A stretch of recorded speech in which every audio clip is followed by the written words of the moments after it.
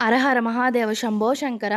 నిన్న కార్తీక పౌర్ణమి. నిన్న సాయంత్రం మేము 5:30కి అయితే స్టార్ట్ అయ్యామండి. నిన్న మధ్యాహ్నమే నేను అన్నీ సర్దేసుకున్నా.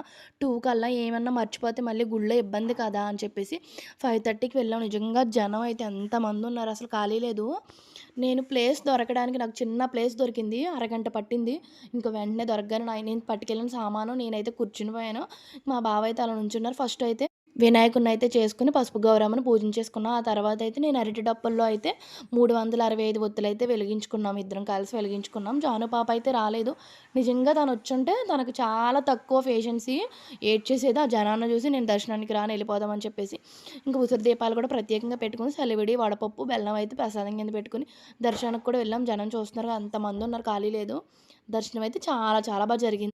ఇంక ఇంటికొచ్చేసి తులసమ్మ దగ్గరైతే పూజ చేసుకొని, నేనైతే ఇంకా చుక్కని చూసేసి అక్షితలు వేసుకొని దండం పెట్టేసుకున్నాను. ఇంక పప్పు, రైసు, కొంచెం ఆలు ఫ్రై అయితే చేసుకున్నాను. ఇంక అయితే నా ఉపవాసం అయితే కంప్లీట్ అయిపోయింది. Thank you for watching.